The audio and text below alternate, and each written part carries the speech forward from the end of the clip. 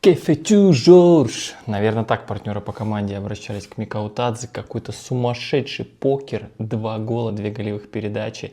Как это случилось, давайте разбираться.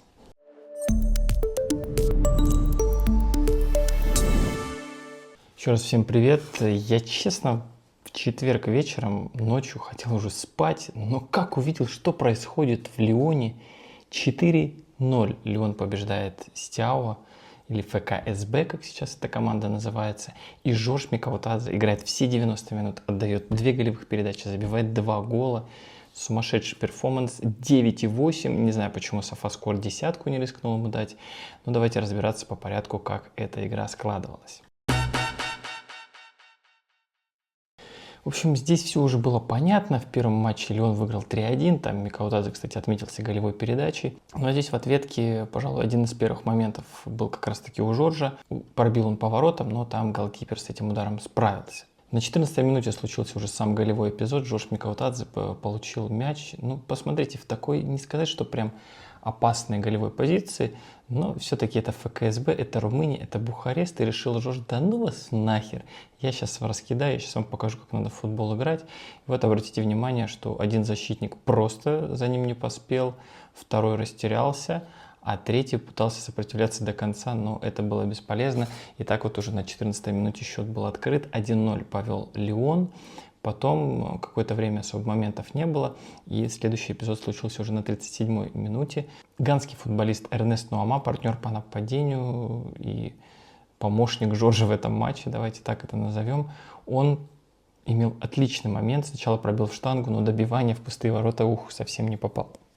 И любопытно, что сразу после этого эпизода был розыгрыш от ворот, и там что-то замешкались румынские футболисты, моментально мяч потеряли, посмотрите, какой был перехват. И вот здесь мне нравится, что этот гол прямо, знаете, какая-то эстетика, потому что Жорж сначала был на левом фланге, смотрите, он получает одну передачу, по-моему, от Талиса, если не ошибаюсь, потом на Шерки отдает, получает вторую передачу и катит уже на Эрнеста Нуама, который решает исход этого эпизода. 2-0, Лион ведет. Ну, все понятно, уже счет 5-1 по сумме двух матчей. Я думаю, тут вопросов быть не может. Но смотрите, что происходит дальше. 42-я минута. Потрясающий момент у Микаутадзе.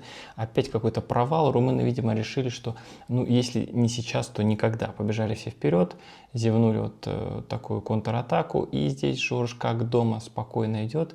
Если честно, матч целиком не смотрел. И когда смотрел обзор, думал, ну, наверное же, Жорж забьет. Но посмотрите, здесь, конечно, он перемудрил, начал уходить влево. И там уже его удар накрыли. В итоге атака закончилась ничем, там было еще добивание после этого от Нуама, но, к сожалению, без гола. Но, тем не менее, первый тайм, счет 2-0, у Микаутадзе гол плюс голевая, отличный результат. И, ну, не знаю, с каким настроением Жорж выходил на второй тайм, но смотрите, что было дальше. 47-я минута, Жорж открывается уже в немного другой позиции, получает мяч от Шерки. Шерки, конечно, здесь большую работу проделал, но Жорж тоже, посмотрите, как элегантно расправляется с защитниками и бьет в домик одному из защитников. Мне кажется, там был небольшой рикошет. В итоге 3-0. Представляете, уже 3-0. Начало второго тайма. 64-я минута. Еще один эпизод. Быстрая атака Лиона. Там, видите, опять Шерки, кстати, ну, наверное, главный ассистент Жоржа, и кому он должен быть благодарен вообще за все свои голевые подвиги в этом матче. Он сам Шерки немного в тени остался, но вот здесь проход по флангу, передача так немного назад, в недодачу, и Жорж решил в касание пробить, но, к сожалению, в ворота не попал здесь. 72-я минута, я думаю, что у Жоржа уже закралась мысль, что надо бы все-таки хит-трик сегодня сделать.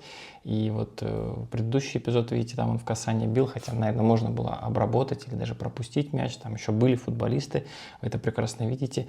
Ну и на 72-й минуте тоже он оказался перед штрафной, но Ама там просто накрутил, вот, знаете, уже какой-то кураж поймал Лион. И здесь, в принципе, тоже мог вернуть мяч Жорж на Нуаму, но решил все-таки сам пробить и значительно выше ворот мяч пролетел.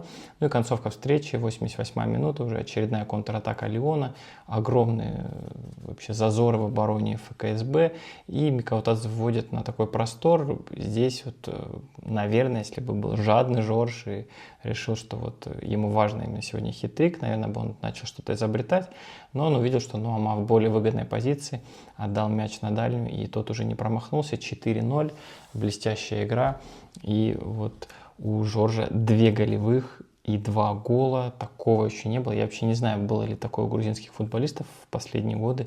Честно говоря, даже у Хвичи такого не припомню, уж тем более в Еврокубках. И давайте посмотрим статистику Жоржа. 2 удара, 2 заблокировано было, 2 мимо.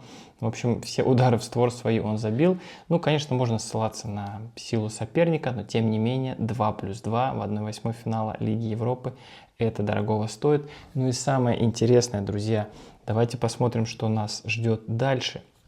А в следующей стадии Лион играет с Манчестер Юнайтед, который сегодня прошел Реал Сосьедад.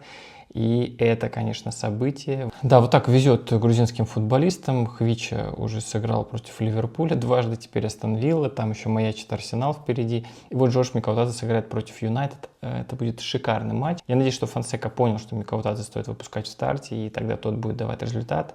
Потрясающая концовка вообще нас ждет во Франции. Если Хвича там оформит титул, я думаю, здесь все понятно. Но вот спасется ли Зорико и Сент-Этьен? Чего добьется Жорж Микаутадзе с Лионом. Тем более есть еще Лига Европы. И представьте на секунду, вдруг ПСЖ возьмет Лигу чемпионов, а Лион Лигу Европы и Суперкубок. Жорж против Хвичи.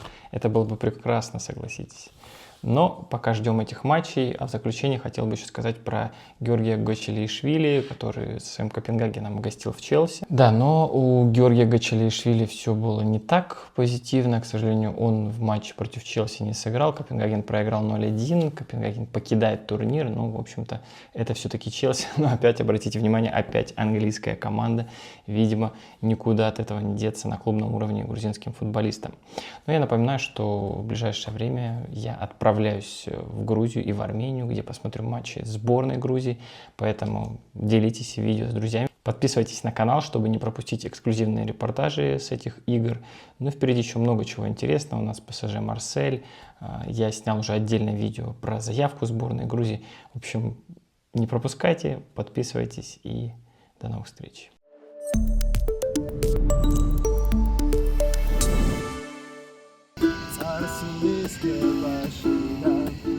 აწმყოზე კამათი იმედი მომავლის აწასე მარადის დარჩება ისტორიას ცედი და ხალისი ზარდაძა იარი გაქრება თავისი ეს საქართველო